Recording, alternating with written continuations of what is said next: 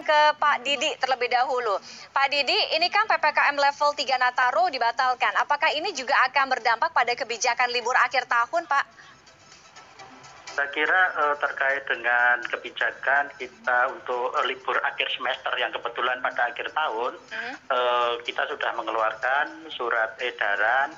Intinya bahwa yang pertama, kita mengundur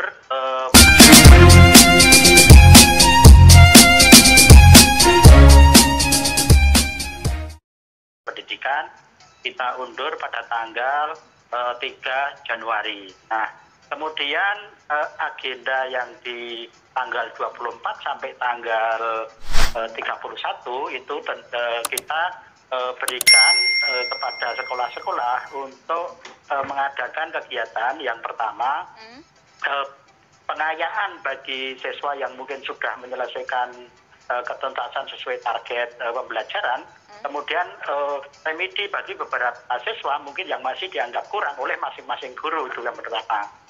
Kemudian yang kedua, juga bisa memberikan semacam pengembangan diri kepada para siswa berupa penugasan, tapi yang sifatnya menyenangkan, inovatif, dan tidak terlalu memberatkan siswa. Nah, itu bisa dilakukan di rumah maupun kemudian dikonsultasikan datang ke sekolah begitu. Itu yang kita siapkan untuk di daerah istimewa Yogyakarta. Oke, gitu. Kalau pembagian rapornya tadi diundur menjadi Januari, artinya bagaimana dengan masa liburan semester akhir tahun ini yang harusnya berlangsung di akhir tahun di Desember dan juga harusnya masuk kalau nggak salah 5 Januari 2022 kan Pak Didi. Artinya ada penggantian atau pergeseran libur yang terbuang ini? Jadi sebenarnya kan siswa itu kemarin ketika kita pembelajaran jarak jauh mereka berada di rumah walaupun konteksnya tidak libur ya. Nah memang di dalam surat edaran kita menindaklanjuti dari surat edaran Sekretaris Jenderal Kemdikbud bahwa meniadakan libur itu tentunya di daerah kami menindaklanjuti surat edaran tersebut. Sehingga bagaimana kemudian kita mengisi masa waktu yang kira-kira 1 minggu tersebut untuk hal-hal yang positif dan tentunya tidak terlalu memberatkan bagi siswa. Itu yang kita lakukan. Jadi saya kira toh anak-anak ini juga bisa berada di rumah, bisa juga berada di sekolah pada masa tanggal 24 sampai tanggal 31 terutama, karena tanggal 1 dan 2 kan itu hari Sabtu dan Minggu gitu. Oke, jadi pertanyaan saya tadi tidak ada penggantian libur jawabannya berarti Pak Didi ya kalau di Yogyakarta. Oke, jadi anak-anak ini atau para siswa, guru, satuan pendidikan ini non-stop belajar sampai pergantian tahun ajaran baru 2022 nanti. Iya, tapi kan sifatnya ini materi pembelajaran sebenarnya sudah selesai, hanya kemudian harusnya digunakan untuk libur, kemudian diisi dengan sesuatu yang satu itu tadi misalnya pengayaan atau ini remedi misalnya gitu. Oke. Saya akan minta tanggapan Pak Heru.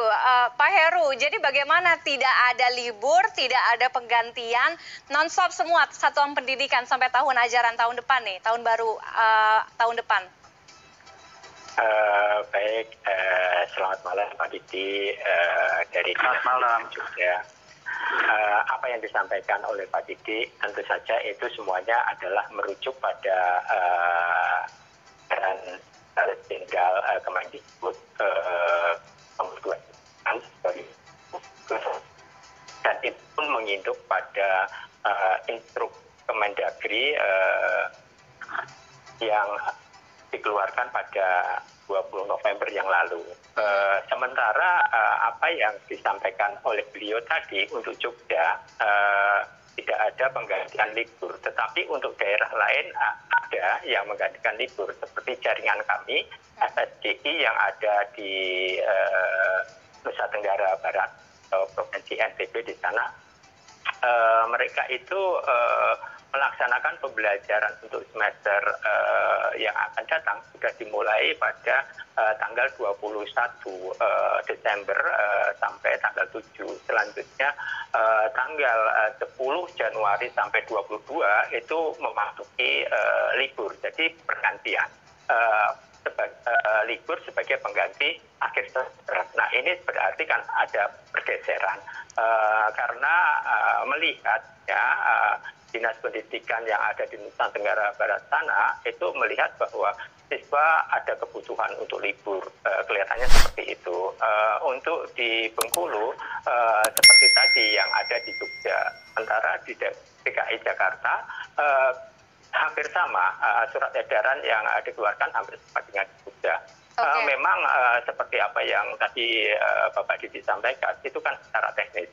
Tapi kini kami sebagai organisasi profesi guru Federasi Serikat Guru Indonesia melihatnya bahwa baik instruksi Kementerian Dalam Negeri, kemudian surat edaran Sekretaris Jenderal Kemendikbudristek yang selanjutnya diinstruksikan kepada para gubernur, kepada para bupati serta wali kota, ini kan merupakan suatu strategi di mana bahwa ini perlunya pengendalian, bahwa di dalam kondisi saat ini COVID ini itu memang perlu strategi pengendalian itu agar pengendalian ini jangan sampai terjadi kelengahan.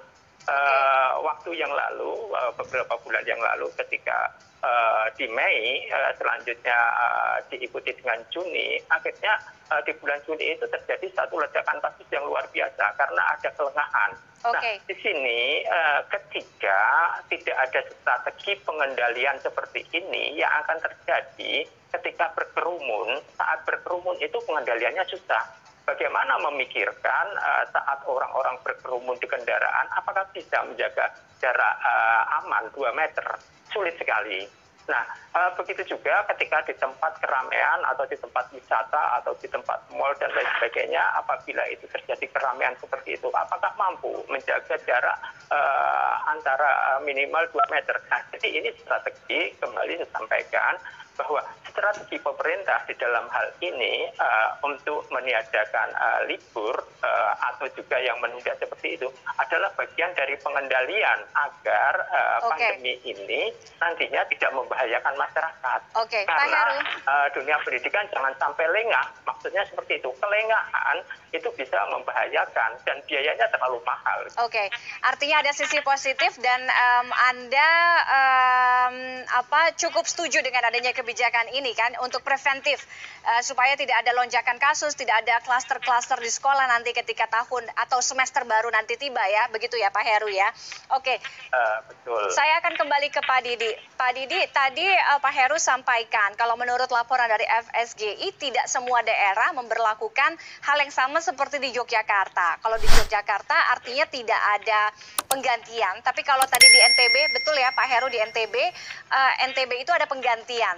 Nah, artinya bisa saja nih nanti memunculkan protes. Mungkin dari sekarang udah banyak orang tua yang protes karena artinya anak-anak ya kan, anak-anak, orang tua, guru secara tidak langsung dipaksa untuk terus bersekolah walaupun mungkin agak santai, tapi kita tahu bahwa kondisi selama pandemi ini banyak memunculkan burnout Pak Didi, burnout di siswa, burnout di guru mungkin juga, dan juga pastinya burnout di orang tua. Ya, saya kira mungkin sebagian ada yang ini ya di masing-masing daerah berbeda, kemudian ada yang setuju dan tidak setuju. Saya kira saya memahami hal itu.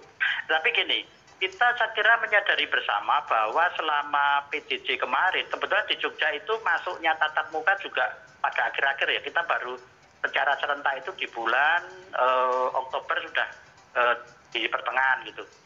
Nah, sehingga anak lebih banyak di rumah. Jadi nanti sifatnya ketika kita melakukan pengisian di 1 minggu di bulan terakhir itu, sifatnya hanya kegiatan-kegiatan yang ringan, artinya yang sifatnya membangun inovasi kepada para siswa ya. Misalnya hanya ditugasi membuat misalnya cerita atau menuangkan pengalaman-pengalaman dari lingkungan tempat tinggalnya. Misalnya kalau di Jogja mungkin pengenalan budaya gitu ya, budaya di Jogja itu bisa dituangkan di dalam sebuah laporan yang tentunya tidak memberatkan, dan itu nanti misalnya di akhir ketika masuk kemudian dikumpul atau pas pertengahan itu anak-anak juga boleh masuk ke sekolah kemudian mengkonsultasikan proyek-proyek yang mereka buat atau tulisan-tulisan yang ingin mereka sampaikan. Ya itu saya kira itu hal-hal positif dan bagi kami melihat itu tidak memberatkan gitu. Oke, jadi sudah dipertimbangkan juga ya untuk sisi psikologis anak-anak, siswa, kemudian guru, semuanya sudah dipertimbangkan dengan matang. Artinya begitu ya Pak Didi? Ya. Nih. Oke. Kita tentunya kebijakan baik yang diambil oleh kementerian di pusat, kemudian di Kementerian Dalam Negeri, kemudian di daerah kita yang mengimplementasikan, tentunya menyesuaikan dengan situasi kondisi di daerah masing-masing. Iya, oke. Saya akan kembali ke Pak Heru. Dalam edaran ini kan juga disebutkan bahwa guru dilarang untuk mengambil cuti, tidak boleh melakukan perjalanan, pasti juga nggak boleh liburan, ya kan? Perjalanan baik itu apapun lah, khususnya juga salah satunya adalah pulang kampung. Ini kan menjadi hak gitu. Bagaimana kemudian FSGI bisa menyampaikan hal ini, karena balik lagi itu adalah hak dari masing-masing orang gitu, dan khususnya dari para guru nih. Baik, terima kasih Mbak. Itu pertanyaan yang menarik ya, antara hak dengan kondisi yang ada. Satu sisi bahwa pemerintah mengatasnamakan negara tentu saja akan mempunyai kebijakan atau diskresi. Tentu saja kebijakan itu adalah tanggung jawab pemerintah. Pemerintah tentu saja berstrategi bagaimana untuk mengendalikan ini. Nah, sementara guru baik yang PNS, non-PNS adalah pegawai pemerintah. Pegawai pemerintah di sini tentu saja harus mengikuti apa yang dilaksanakan, apa yang digagas, apa yang harus dibangun oleh pemerintah.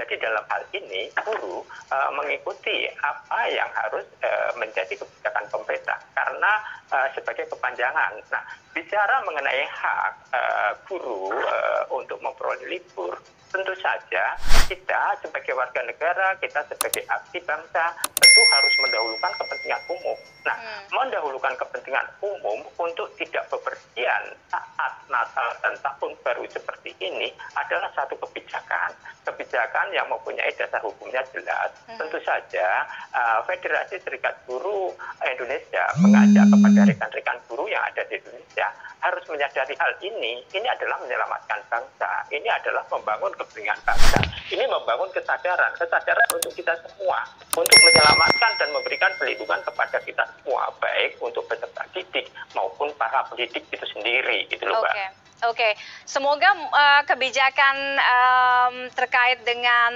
penghapusan libur siswa, guru, satuan pendidikan ini betul bermanfaat ya ke depannya, dan juga dapat dijalankan oleh siswa, kemudian guru, semua satuan pendidikan dengan baik. Tadi kalau Pak Didi sampaikan sudah dipikirkan baik-baik bagaimana pengisian materi, pengayaan, semua modelnya juga sudah disiapkan sehingga jangan sampai nantinya menjadi beban. Itu yang paling penting ya. Terima kasih Pak Didi dan juga Pak Heru sudah bergabung dengan kami.